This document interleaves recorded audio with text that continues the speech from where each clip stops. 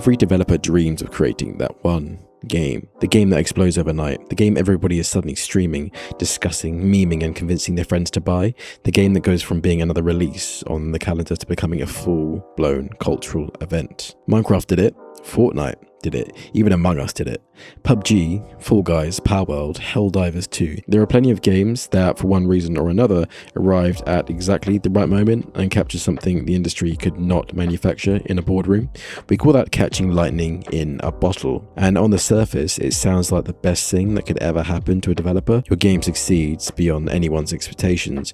Millions of people are playing. Your studio suddenly has money, influence, and job security. You've created something people genuinely care about, but there is a dangerous side to that kind of success, because once a company catches lightning in a bottle, everybody immediately starts asking the same question: how do we do it again? And that question has destroyed the identity of more games, studios and franchises than failure ever could. The first problem with an unexpected hit is that the game was usually not designed to carry the weight that is suddenly placed upon it. A small or moderately sized team might create a focused game with a clear beginning and end. They release it, people love it, and suddenly the audience expects years of updates, new characters, new maps, seasonal events, collaborations, cosmetics, expansions, and constant communication. The game goes from being a finished creative work to being a permanent service. That is a massive transformation. The developers are no longer simply making the game they originally wanted to make. They are now maintaining an entire ecosystem that millions of people expect to evolve forever. Among Us is probably one of the clearest examples of this. It was not originally built to become one of the biggest games in the world. It existed quietly for years before suddenly exploding in popularity. Streamers discovered it, lockdown conditions made social games more appealing, and almost overnight, the game became unavoidable. That success was incredible, but imagine the pressure that came with it. A small team had created something relatively simple, only to find itself responsible for a global phenomenon. Every delay became news, every update was analysed, every missing feature was treated like a major failure. The game had not suddenly become badly managed, the expectations had simply grown far beyond the original scale of the project. When lightning strikes, the audience rarely sees the infrastructure behind the game. They only see the success and assume the developers now have unlimited resources. But money cannot instantly create experienced staff, magically rebuild an outdated codebase, or immediately transform a small independent studio into a massive live service operation. Sometimes success grows faster than the people responsible for managing it. The second danger is not necessarily what happens to the successful game, it is what the rest of the industry does after witnessing that success. Whenever a game becomes unexpectedly popular, publishers do not usually ask why people were emotionally connected with it. They look at the most obvious surface level features and start copying them. PUBG becomes enormous, and suddenly everybody wants a battle royale. Fortnite introduces a massively successful seasonal model, and suddenly every multiplayer game needs a battle pass. Overwatch succeeds, and the industry becomes obsessed with hero shooters. Games such as Destiny prove that players will invest years into evolving online worlds, and suddenly every publisher decides it needs its own decade-long live service platform. This is where catching a lightning in a bottle becomes dangerous for the entire industry, because companies begin treating an unpredictable cultural moment like a repeatable business formula. They see one game making enormous amounts of money and convince themselves that the genre, monetization system, or release structure must be the secret, but it usually is not. Fortnite did not succeed simply because it was free to play and sold character skins. It succeeded because it combined accessible gameplay, strong social features, constant updates, recognizable visual design, and an almost absurd ability to stay culturally relevant. You cannot simply copy the battle pass and expect the same result. Minecraft did not become Minecraft because it had crafting. Among Us did not succeed because deception games were secretly guaranteed billion-dollar investments. Palworld did not explode merely because it combined creatures with guns. These games connected with people because of timing, personality, novelty, and circumstances that could not be completely predicted. But executives hate unpredictability. They want success to fit neatly into a spreadsheet. They want to believe that if they reproduce the same features, target the same audience, and follow the same monetization model, they will receive the same outcome. That is not how culture works. You can copy the bottle, but you can't copy the lightning. Then we reach the most frustrating part. Once a game becomes a phenomenon, the people controlling it can become terrified of changing anything, but they can also become terrified of not changing enough. The game is pulled in two opposite opposite directions.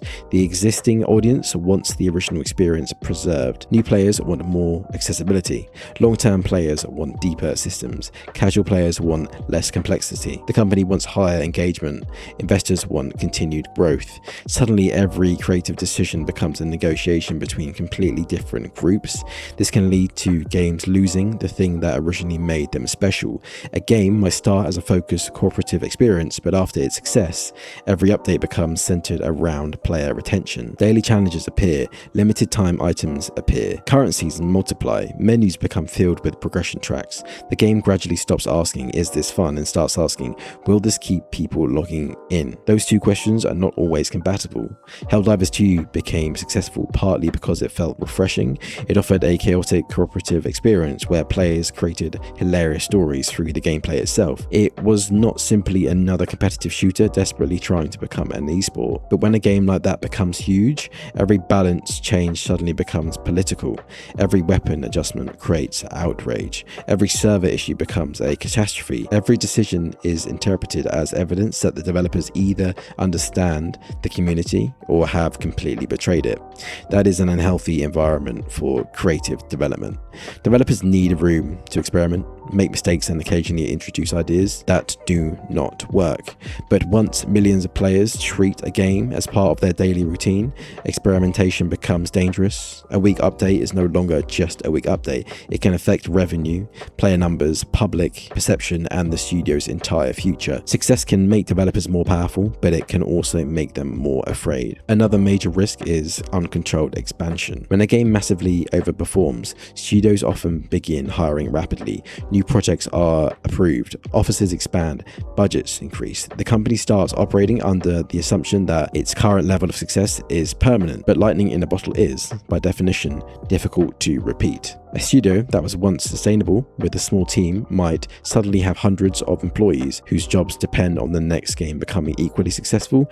That changes everything. The next project cannot simply perform well. It has to justify the new size of the company. It has to support larger salaries, larger marketing campaigns, larger development teams, and larger expectations. This is how a surprise success can quietly become a trap. The studio is no longer allowed to return to being what it was before.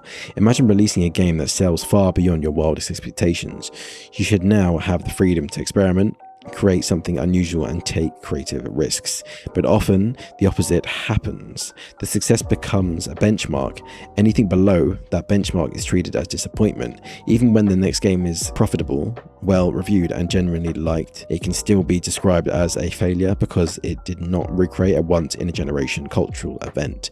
That is completely unreasonable, but it happens constantly. A normal success begins to look like failure when it is standing next to a miracle. There is also a psychological side to this. When players discover a game before it becomes enormous, they develop a strong sense of personal connection to it. They feel like they were there before everybody else. They supported the developers, they shared the game with friends, they participated in the early community. In some cases, they genuinely helped the game become successful through streaming, word of mouth, mods, or fan-created content. That relationship can be incredibly positive, but it can also create a sense of ownership.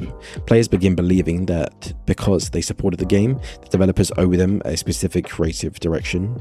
Every change becomes personal. If the game becomes more accessible, veteran players accuse it of abandoning them. If it stays difficult, newer players feel ignored. If the developers focus on monetization, people accuse them of selling out. If the developers slow down updates, people accuse them of abandoning the game. The studio becomes trapped between appreciation and resentment, and I understand why players feel protective. When you love something, you do not want to watch it become unrecognizable, but a developer cannot satisfy every version of what the audience believes the game should be. The larger the community becomes, the more contradictory those expectations become. At some point, there is no decision that does not anger thousands of people. That is the strange punishment of creating something that matters. Catching lightning in a bottle can also change who is making the important decisions. Before the success, a project might be led primarily by designers, writers, and developers. After the success, success, the game attracts executives, marketing departments, corporate strategists, and investors who all want to understand how the product can be expanded. Suddenly, there are discussions about cinematic universes, mobile versions, merchandise, television adaptations, esports scenes, and cross-brand collaborations. Some of that can be exciting, but it can also dilute the original idea. The game stops being viewed as a game and starts being viewed as intellectual property. That phrase should terrify anybody who cares about creativity, because intellectual property is not treated like a finished work of art. It is treated like a resource that must be continuously extracted. The question is no longer what is the best direction for the game. The question becomes how many different products can this brand support? Sequels are announced too quickly. Spin-offs are handed to different teams. The original developers are expected to supervise multiple projects while maintaining the game that created the success in the first place. Eventually, the thing people loved risks becoming a logo attached to increasingly unrelated products. This might sound strange, but moderate failure can occasionally be healthier for a creative studio than overwhelming success. Failure forces people to reflect. It encourages teams to identify what did not work, improve their process, and approach the next project with a clearer understanding of their strengths. Unexpected success can create the opposite problem. Everybody takes credit. The publisher thinks the marketing caused it. The executives think the monetization strategy caused it. The designers think the mechanics caused it. The community team thinks the communication caused it. The truth is normally more complicated. Sometimes the game succeeds because it is excellent. It arrives during a quiet release window. A major streamer plays it. A meme takes off. Sometimes players are simply hungry for a particular experience without even realizing it. And sometimes all of those factors collide at once. When that happens, it becomes almost impossible to separate deliberate design from good fortune. That is why the follow-up project can be so difficult.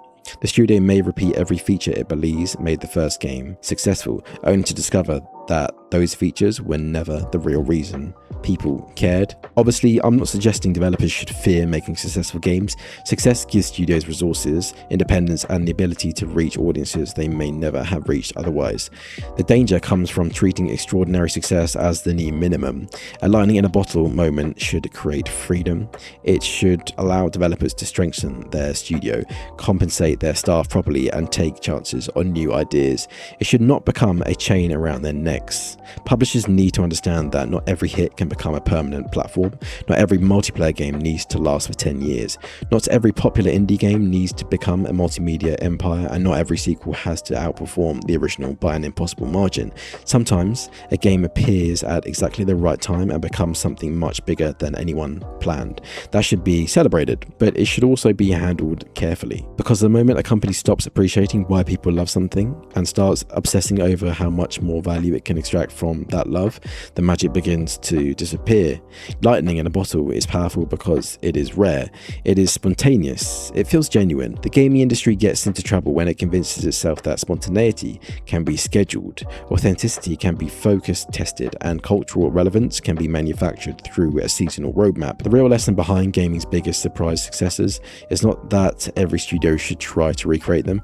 It is that players are still capable of falling in love with strange, original, and unexpected ideas. The industry should be creating more opportunities for that to happen, not forcing every developer who gets lucky enough to capture lightning once to spend the rest of their career desperately trying to catch the exact same storm.